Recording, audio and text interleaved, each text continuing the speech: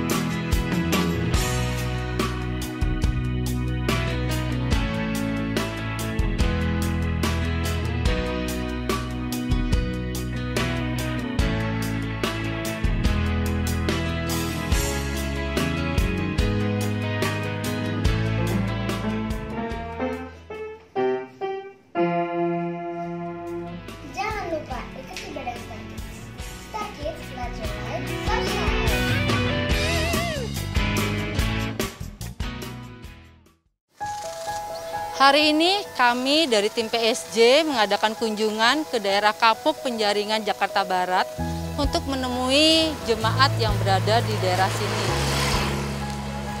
Kami dari PSG memberikan bantuan berupa sembako serta pakaian layak pakai. Iya.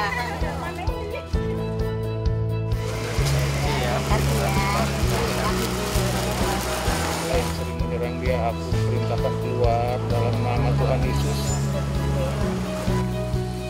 Saya Robert Polantina dari Kesan Kapuk mengucapkan terima kasih atas bantuan yang diberikan oleh PSG MDC Jakarta yang dengan sumbangsinya memberikan bantuan kepada kami di tempat ini, dan sekiranya ini bisa memberikan keringanan di dalam menghadapi situasi dan suasana yang terjadi selama COVID berlangsung.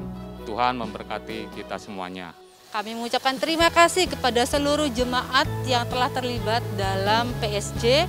Kami percaya Tuhan Yesus yang memberkati seluruh jemaat yang telah memberikan daya dan upaya serta seluruh dana yang dibutuhkan. Terima kasih, selamat siang. Tuhan memberkati. Saudara, Paulus pernah mengatakan bahwa jika Yesus tidak bangkit, maka sia-sialah ajaran yang ia sampaikan, dan sia-sialah juga iman kita. Karena apabila Yesus tidak dibangkitkan, maka manusia akan tetap hidup dalam dosa.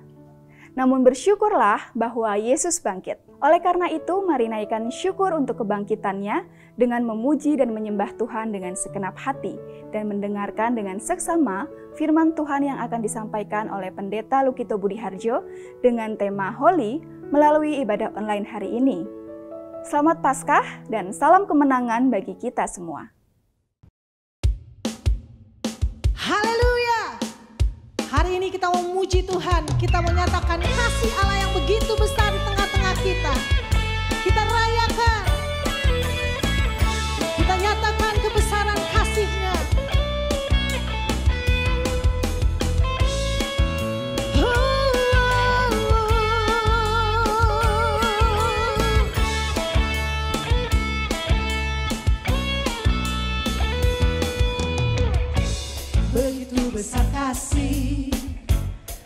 tercurah bagi dunia, karyamu, kasih-Mu yang termulia.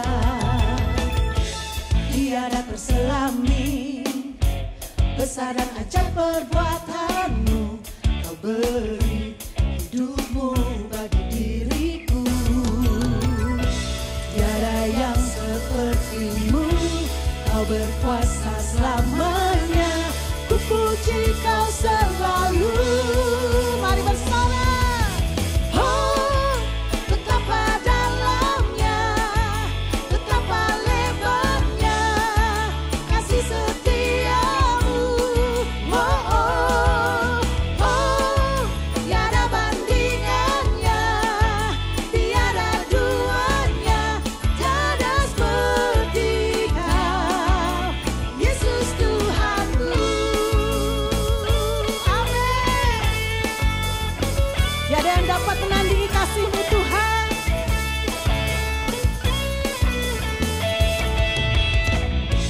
Begitu besar kasih yang tercurah bagi dunia, karya-Mu, kasih-Mu yang termulia. Tiada terselami, besar dan ajaib perbuatan-Mu. Kau beri hidup-Mu bagi diriku. Tiada yang seperti-Mu, Kau berkuasa selamanya. Ku puji Kau selalu. Oh, oh, oh, oh, oh. Betapa dalamnya, betapa lebarnya kasih setia-Mu. Oh, oh, oh, tiada bandingannya, tiada duanya, tiada seperti Kau, Yesus Tuhanku. Anugerah-Mu selalu baru, tiada berkesudahan. Amin. Anugerah-Mu selalu baru, tiada berkesudahan.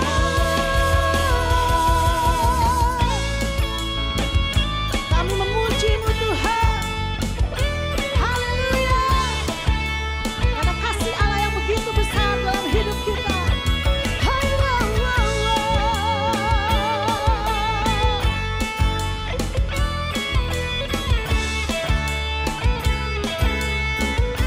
Sama-sama kita katakan. Oh, betapa dalamnya, betapa lebarnya kasih setia-Mu. Oh, oh, oh, tiada bandingannya, tiada duanya, tiada seperti Kau. Haleluya. Oh, betapa dalamnya, betapa lebarnya kasih setia-Mu. Oh, oh, oh, tiada bandingannya, tiada duanya, tiada seperti Kau, Yesus Tuhanku. Na na na na, na na na na, na na na na. Oh, oh, na na na na, na na na na, na na na na, Yesus Tuhanku.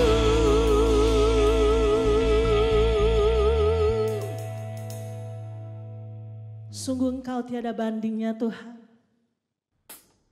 Tidak ada yang dapat mengalahkan kasih-Mu Yesus. Haleluya Tuhan.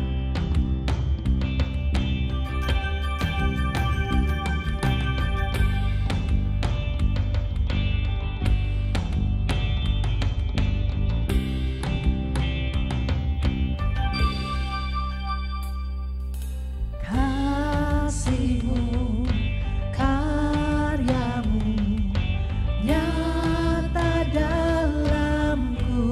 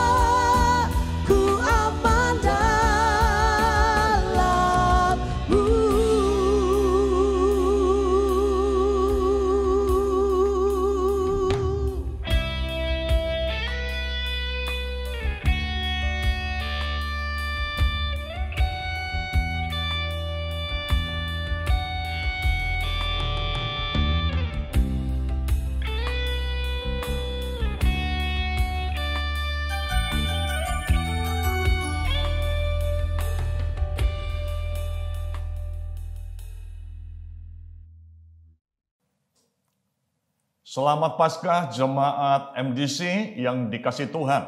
Pada hari ini kita merayakan kemenangan terbesar yang telah Yesus Kristus lakukan buat kita semua, yaitu apa? Mengalahkan kematian dengan cara bangkit dari kematian. Nah, di dalam Paskah pada hari ini kita memperingati kebangkitan Kristus yang adalah kemenangan luar biasa. Dan karena itulah kita boleh menerima anugerah keselamatan. Sebelum saya akan melanjutkan di dalam menyampaikan firman Tuhan, saya ingin mengajak kita semua masuk di dalam doa terlebih dahulu. Mari kita berdoa. Bapa di dalam surga, kami sungguh bersyukur kalau hari ini kami boleh mengingat akan kebaikan Tuhan dan kemenangan terbesar yang Engkau berikan bagi kami, yaitu kebangkitan Kristus dari kematian. Terima kasih ya Tuhan, urapi setiap kami pada pagi hari ini, biar kami boleh semakin mengenal kebenaran firman Tuhan, dan kami dimampukan juga untuk hidup di dalam kebenaran firman-Mu. Terima kasih Tuhan, kami buka hati dan pikiran kami untuk menerima kebenaran firman Tuhan, dalam nama Tuhan Yesus Kristus. Amin. Bapak Ibu yang kekasih, pagi hari ini kita akan mendengarkan firman Tuhan yang saya akan bagi menjadi 3 bagian. Yaitu yang pertama, Yesus Kristus adalah benar-benar Allah yang menjelma menjadi manusia. Di dalam peringatan kebangkitan Kristus dari kematian, kita akan melihat bahwa Yesus adalah benar-benar Allah yang menjelma menjadi manusia. Dan bagian yang kedua adalah fakta-fakta kebangkitan Yesus Kristus dari kematian, seperti apa yang tertulis di dalam Alkitab. Dan yang ketiga adalah arti kebangkitan Yesus bagi kita yang masih hidup pada hari ini. Kita akan melihat yang pertama, yaitu Yesus Kristus adalah benar-benar Allah yang menjelma menjadi manusia. Dari mana kita tahu bahwa Yesus adalah Allah yang menjelma menjadi manusia? Pernahkah kita membayangkan jika ada seorang manusia yang bisa cerita bagaimana cara kematiannya, di mana dia akan mengalami kematian, dan dia akan mengalami kebangkitan pada hari yang ketiga? Sebelum hal itu semua terjadi, orang tersebut sudah bisa menceritakan terlebih dahulu, dan ternyata apa yang disampaikan itu betul-betul terjadi, tepat seperti apa yang dikatakannya. Saudara, kalau sampai ada orang seperti itu, tentunya dia bukanlah manusia biasa. Itulah yang dilakukan oleh Yesus. Di dalam Matius pasal 16, ayatnya yang ke-21, firman Tuhan mengatakan demikian. Sejak waktu itu, Yesus mulai menyatakan kepada murid-muridnya bahwa ia harus pergi ke Yerusalem, tempatnya jelas, ke Yerusalem, dan menanggung banyak penderitaan. Dia cerita tentang bagaimana penderitaan yang harus dialami dari pihak tua-tua, imam-imam kepala, dan ahli Taurat, lalu dibunuh dan dibangkitkan pada hari yang ketiga. Jadi saudara bisa bayangkan, 3 hal ini sebelum peristiwa itu terjadi, Yesus sudah sampaikan, Yesus sudah ceritakan kepada murid-muridnya begitu detail. Yaitu yang pertama, cara kematiannya. Dia sudah beritahu bahwa cara kematiannya adalah dengan penuh penderitaan yang luar biasa. Dan yang kedua, tempat kematiannya. Dia bisa cerita di mana dia akan mengalami penderitaan dan mengalami kematiannya, yaitu di kota Yerusalem. Dan dia bisa cerita tentang kapan waktunya dia akan bangkit dari kematian. Ketiga hal ini sudah Yesus ceritakan sebelum semuanya itu terjadi. Jadi dari sini kita tahu bahwa Yesus bukan manusia biasa. Karena kita tahu saudara, kematian Yesus juga di kayu salib, penderitaannya di kayu salib, bukan secara sembunyi-sembunyi. Kematiannya bukan dirahasiakan. Kematiannya terjadi di depan umum, di depan banyak orang. Disiksa di depan umum, dilihat dan disaksikan oleh banyak orang. Dan Yesus digantung di kayu salib selama 6 jam. Dari jam 9 pagi sampai jam 3 sore lalu dia menyerahkan nyawanya, itu juga di depan umum, disaksikan oleh semua orang. Jadi jelas kematiannya tidak terjadi secara diam-diam, tidak terjadi secara rahasia, tapi semua orang pada saat itu dapat melihat dan menyaksikan kematian Kristus. Dan pada hari yang ketiga, Yesus bangkit dari kematian, dan itu juga tidak dirahasiakan, tetapi juga disaksikan oleh banyak orang. Nah saudara, coba kita renungkan, apakah menurut saudara dan saya, adakah manusia yang bisa mengalami hal ini? Kalau sebagai manusia biasa, saya sangat percaya, kita semua sangat percaya, 1000%, bukan cuma 100%, pasti, dan pasti, tidak ada manusia yang mampu melakukan hal ini. Jadi jelas, kalau apa yang dikatakan oleh Yesus, sebelum semua peristiwa itu terjadi, semua jadi kenyataan, dan itu terjadi persis seperti apa yang sudah disampaikan. Jelas sekali, Yesus bukanlah manusia biasa. Dia adalah Allah yang menjelma menjadi manusia. Karena tidak ada manusia yang mampu melakukan hal ini. Karena itu kita bersyukur. Yesus yang kita percaya bukanlah Yesus yang merupakan manusia rohani biasa. Yesus yang kita percaya bukanlah manusia yang hanya mengajarkan tentang kebaikan, tapi kita percaya kepada pribadi Yesus yang adalah Allah yang menjelma dalam kehidupan manusia yang bernama Yesus. Saudara, ini merupakan satu hal yang menguatkan kita. Dia hidup, dia mengasihi kita, dan dia selalu peduli akan kehidupan kita. Dan bagian yang kedua adalah fakta-fakta kebangkitan Yesus dari kematian. Saudara, di dalam Alkitab ada banyak fakta-fakta yang menunjukkan bahwa Yesus bangkit dari kematian. Nah, hari ini saya ingin mengungkap 4 fakta utama yang menjadi bukti kebangkitan Kristus. Yaitu yang pertama, kubur kosong. Alkitab menuliskan bahwa kubur Yesus bukan kubur biasa.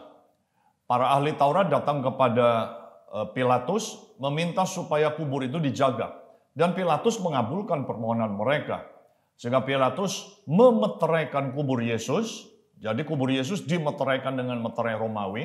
Dan dikasih penjaga. Tentara menjaga kubur Yesus. Supaya mayatnya tidak bisa dicuri. Karena ada berita, ada rumors bahwa murid-muridnya bisa mencuri mayat Yesus. Dan diberitakan Yesus bangkit. Jadi konsep dari ahli Taurat dan orang Farisi pada waktu itu berpikir, oh kebangkitan Yesus itu cuma berita. Mayatnya akan dicuri. Saudara, Yesus bangkit dari kematian bukan seperti yang dikatakan konsep seperti ahli Taurat dan orang Farisi. Yang cuma beritanya yang ada, tapi mayatnya tidak ada. Oh, jauh dari itu. Alkitab menuliskan fakta kebangkitan Yesus yang pertama, kuburnya kosong.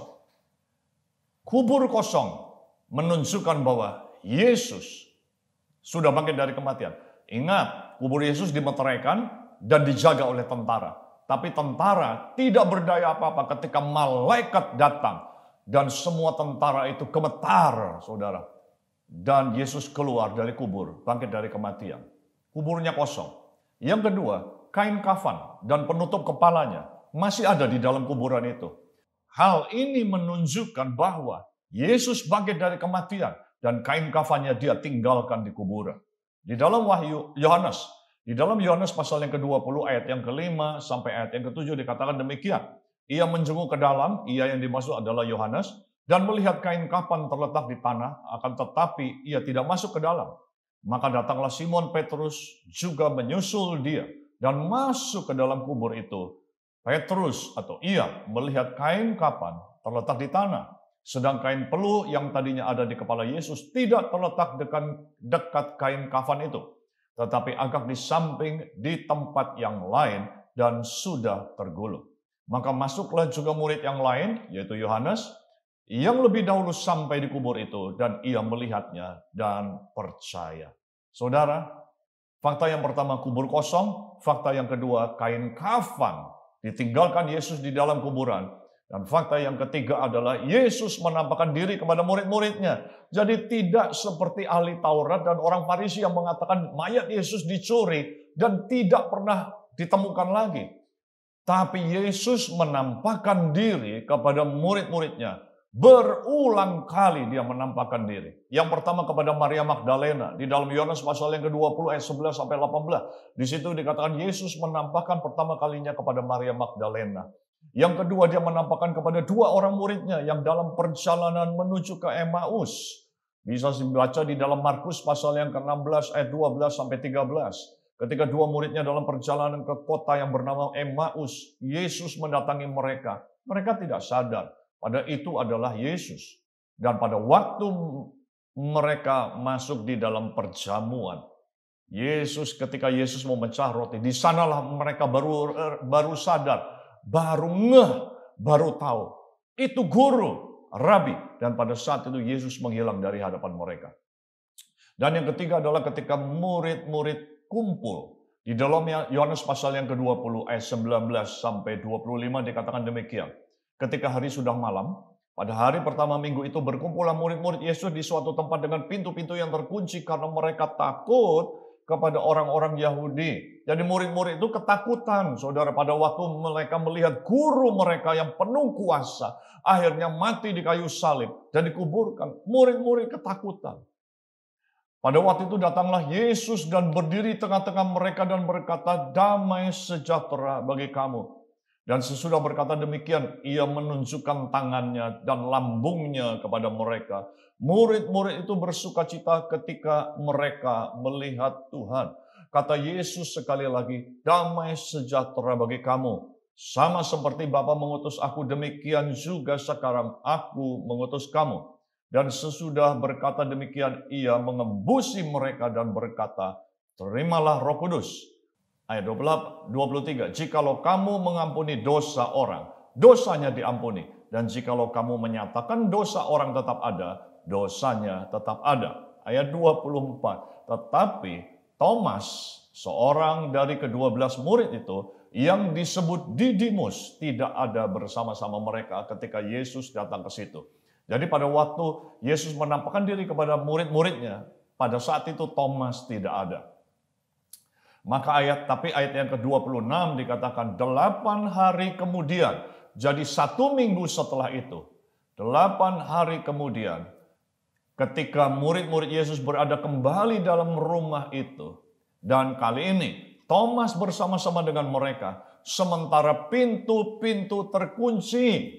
Yesus datang dan ia berdiri di tengah-tengah mereka dan berkata, damai sejahtera bagi kamu. Saudara, dari ayat ini kita bisa melihat ada sesuatu yang unik. Mereka kumpul di satu ruangan dan semua pintu terkunci. Tapi tahu-tahu Yesus bisa masuk di dalam ruangan itu. Jadi Tuhan sudah menggunakan tubuh kemuliaan yang tidak bisa dibatasi oleh ruangan dan waktu. Yesus masuk tengah-tengah mereka.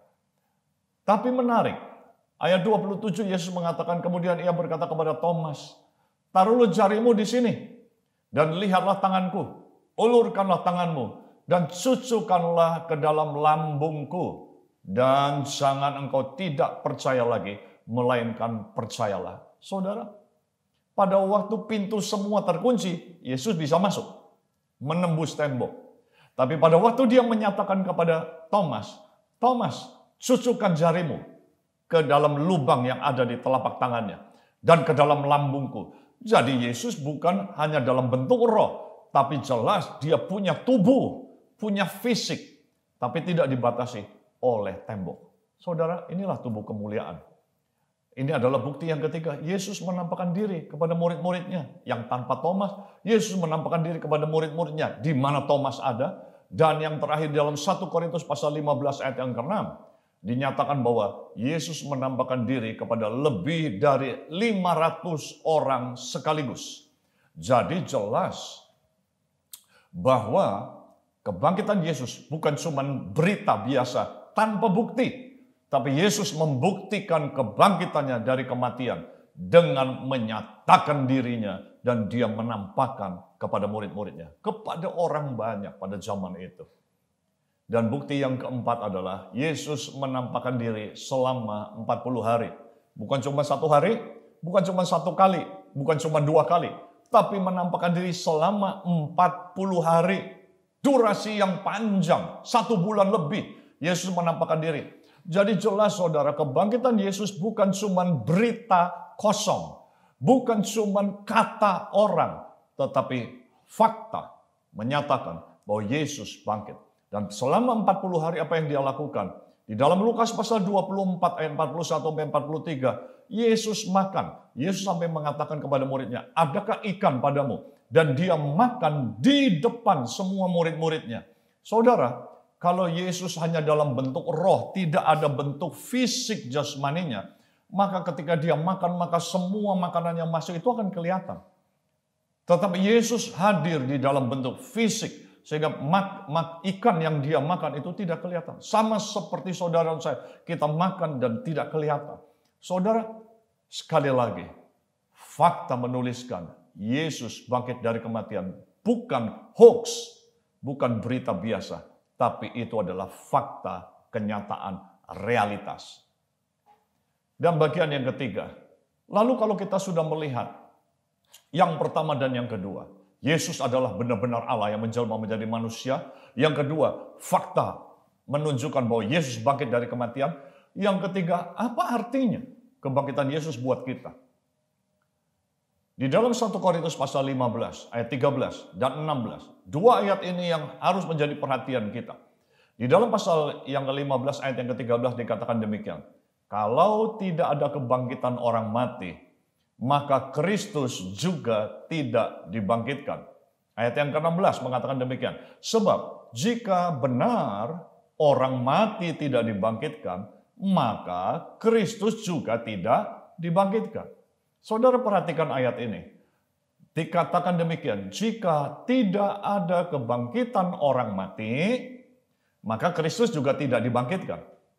Jadi dengan kata lain, kalau Kristus dibangkitkan, berarti ada kebangkitan dari antar orang mati. Kalau ada kebangkitan dari antar orang mati, berarti di balik kematian ada kehidupan. Nah, ini yang harus menjadi perhatian buat kita. Ini yang harus kita mengerti. Arti kebangkitan Kristus dari kematian menunjukkan bahwa ada kehidupan di balik kematian. Dari ayat ini, kita bisa melihat ada 2 jenis kehidupan. Yaitu yang pertama, kehidupan sebelum kematian yang saat ini sedang kita alami. Lahir di bumi, lalu kita hidup sampai satu kali kita akan mati. Itu adalah kehidupan yang pertama. Dan kehidupan yang kedua adalah kehidupan sesudah kematian. 2 jenis kehidupan ini sangat berbeda. Saudara bisa lihat di dalam diagram yang ada di layar. Kehidupan yang di dunia, durasinya sifatnya sementara. Kehidupan sesudah kematian, durasinya sifatnya kekal selama-lamanya. Dan ada 2 jenis kehidupan yang Alkitab katakan, yang Yesus katakan kepada kita, yaitu bahagia secara kekal selama-lamanya. Itulah yang disebut sorga. Atau kita menerima siksaan yang bersifat kekal. Itulah yang disebut neraka. Nah saudara, dari kebenaran ini, kita perlu menyadari 3 hal ini. Yaitu yang pertama, hidup yang sedang kita jalani di dunia ini hanyalah sementara. Nah kalau sesuatu yang sementara tentunya jangan kita fokuskan seluruh hidup kita hanya untuk yang bersifat sementara. Apa yang kita lakukan di kehidupan ini bersifat sementara, namun walaupun sementara, apa yang kita lakukan saat ini pada waktu kita hidup akan menentukan hidup kita di masa yang akan datang, yaitu hidup yang kekal. Jadi saudara, kita melihat nih korelasinya, sehingga kita bisa mengerti tentang arti kehidupan kita. Kalau enggak kita akan salah, karena ada orang yang berpendapat begini, Kalau sudah mati, kita udah nggak bisa ngapa-ngapain lagi. Kita sudah tidak merasakan apa-apa lagi. Alkitab tidak mengatakan seperti itu. Alkitab mengatakan bahwa kalau kita mati, maka kita masuk ke dalam satu alam yang baru, yaitu kehidupan yang baru. Dan itu durasinya, sifatnya kekal selama-lamanya. Karena itu, Yesus mengajarkan kepada kita, selama kesempatan yang ada di dalam kehidupan kita saat ini, hidupilah dengan cara yang benar. Dan kita perlu tahu, anugerah keselamatan itu bisa kita terima pada saat kita hidup sebelum kita mati. Jadi saudara, hidup kita pada waktu hidup di dunia ini adalah harus percaya Yesus dan hidup di dalam firman-Nya. Kenapa? Karena kehidupan yang kita lakukan saat inilah yang akan menentukan masa depan kita. Saya ingin mengingatkan setiap kita, ada banyak orang-orang yang sukses di dunia ini, secara dunia dalam tanda kutip. Pada akhirnya ketika dia menjelang kematiannya, mereka baru realize, mereka baru sadar, wow, ternyata saya salah menjalani kehidupan ini. Salah satunya yang sudah sering kita dengar, tapi saya ingin membacakan ulang. Surat yang ditulis oleh Steve Jobs, orang yang sangat terkenal, Apple, seperti komputer yang saya pakai hari ini. Dulu beliau, Steve Jobs, adalah orang yang luar biasa, ya, inovasinya luar biasa. Dia bilang begini, dia meninggal di usia 56 tahun karena kena kanker pankreas. Dia mengatakan, dalam dunia bisnis, aku adalah simbol sukses. Seakan-akan harta dan diriku tidak terpisahkan. Karena selain kerja, hobiku tidak banyak. Jadi dia memang hobinya tuh kerja. Saat ini aku berbaring di rumah sakit, merenungi jalan kehidupanku, kekayaan, nama, dan kedudukan, semuanya tidak ada artinya lagi. Malam yang hening, cahaya, dan suara mesin di sekitar ranjangku bagaikan nafasnya maut kematian yang mendekat pada diriku.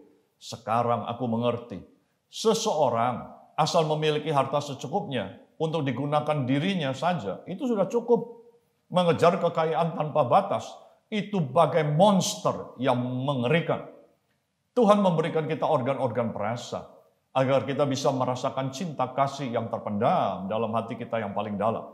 Tapi bukan kegembiraan yang datang dari kehidupan yang mewah. Itu hanya ilusi saja.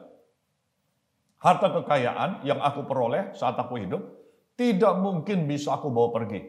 Yang aku bisa bawa adalah kasih yang murni, yang selama ini terpendam dalam hatiku.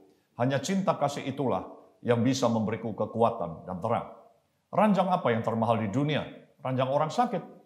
Orang lain bisa membukakan mobil untukmu. Orang lain bisa kerja untukmu. Tapi tidak ada orang bisa menggantikan sakitmu. Barang hilang bisa didapat kembali. Tapi nyawa hilang tidak bisa kembali lagi.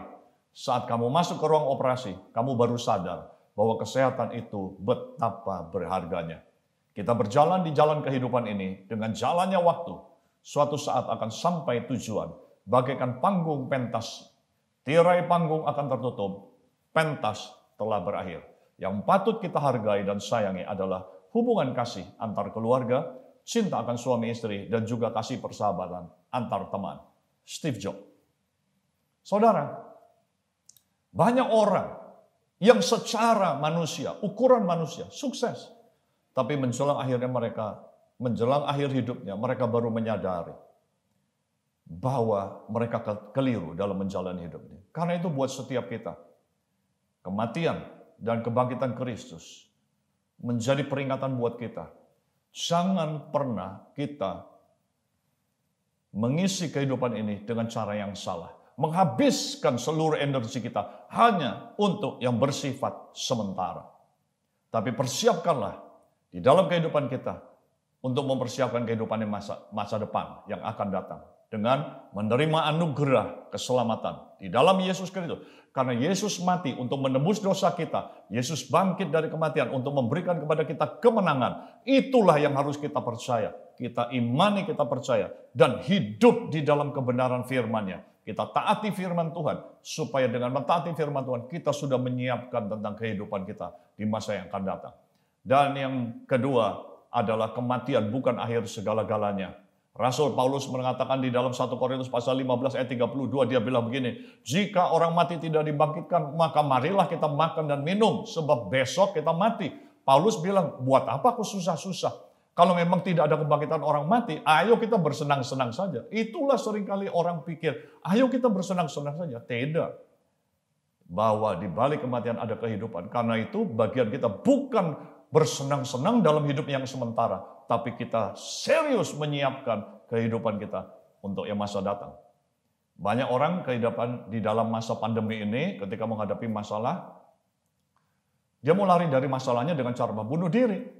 Beberapa waktu yang lalu saya terima satu video, ada seorang perempuan yang mau loncat dari jembatan. Karena dia punya masalah dalam rumah tangga, kata di dalam beritanya dia punya masalah dalam rumah tangga. Dia mau lompat dari jembatan karena dia berpikir kalau dia mati selesai masalahnya. Apakah selesai? Jelas tidak. Kalau orang bunuh diri berpikir bahwa dia akan selesai masalahnya, keliru besar. Karena begitu dia bunuh diri, dia menemukan masalah yang jauh lebih besar dari masalah yang dia hadapi. Karena itu, kalau ada di antara Bapak Ibu Saudara yang sedang mengikuti ibadah online, saudara dalam keadaan putus asa dan mulai terpikir, aduh saya pengen mati saja. Saudara, jangan ambil tindakan yang salah. Selama kita hidup, percayalah kepada Tuhan. Karena sebesar apapun masalah yang kita hadapi, Dia sanggup menolong dan memberikan jalan keluar. Tapi kalau kita bunuh diri, maka justru kita tidak akan bisa mengalami perubahan lagi. Kita akan menemukan masalah yang jauh lebih besar dari yang kita hadapi. Yaitu apa? Kematian kekal, siksaan kekal yang disebut adalah neraka. Karena itu, kehidupan kita harus serius, kita hidupi dengan cara yang benar. Dan yang ketiga terakhir, baiklah kita mengikuti hidup kita mengikuti teladan Yesus, teladan Kristus, di mana dia hidupnya kelihatannya singkat, tapi Yesus telah mendapatkan kemuliaan yang luar biasa. Demikian juga kita, kalau kita mau mendapatkan kemuliaan yang dari Tuhan, ikutilah teladan Kristus, bukan mengikuti maunya kita, tapi ikutilah setiap kebenaran firman Tuhan, hidupilah setiap kebenaran firman Tuhan, dan nikmatilah kebahagiaan bersama dengan Tuhan, baik selama kita hidup di dalam dunia ini, maupun kehidupan kita yang akan datang. Jadi pada hari ini, di dalam perayaan Paskah di tahun 2021 ini, kita mau mengingat bahwa hidup kita ini cuma sementara. Isi dengan cara yang benar, bahwa ada kehidupan di balik kematian. Kematian bukan akhir segala-galanya, karena itu terimalah anugerah keselamatan selama kita masih hidup. Buat Bapak Ibu Saudara yang hari ini belum percaya atau belum pernah menerima Yesus masuk dalam hidupnya, buka hatimu, undang Yesus masuk dalam hidupmu. Karena dengan cara demikian, maka hidup kita menerima anugerah yang Allah berikan, yaitu anugerah keselamatan. Dan yang terakhir, biarlah hidup kita bukan untuk memuaskan keinginan kita, tapi biarlah hidup kita untuk menyenangkan hati Tuhan. Karena dengan cara demikian, maka hidup kita akan berbahagia, hidup kita akan diberkati oleh Tuhan, hidup kita akan menerima anugerah yang Tuhan sediakan bagi orang yang percaya dan orang yang taat kepada firman-Nya.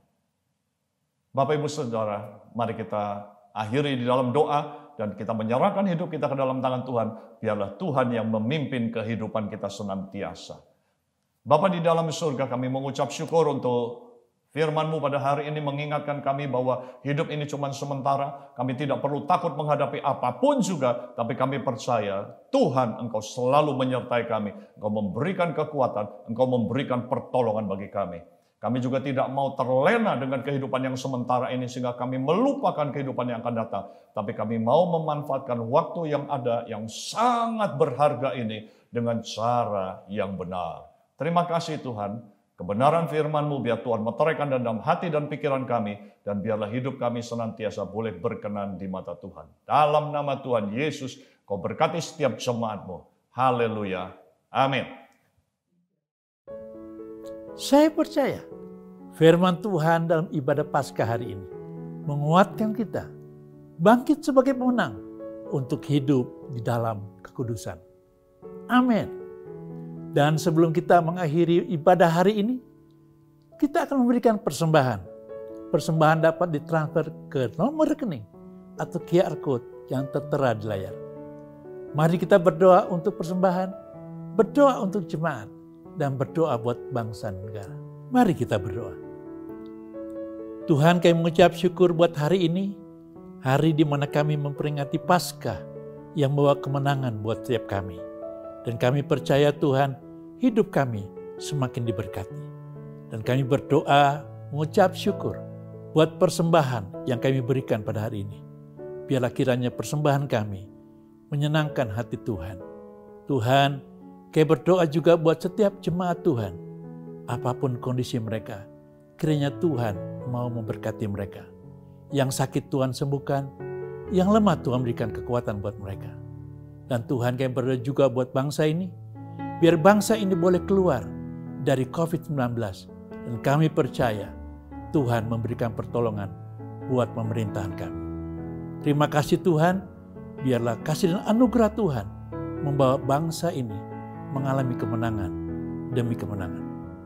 Saudara-saudaraku yang kekasih, mari angkatlah kedua tanganmu dan terimalah berkat Tuhan. Berkat, kasih dan anugerah dari Allah Bapa kami yang di sorga, cinta kasih dari Tuhan Yesus Kristus di dalam persekutuan yang erat dengan Roh Kudus menyertai kita sampai selama-lamanya. Amin.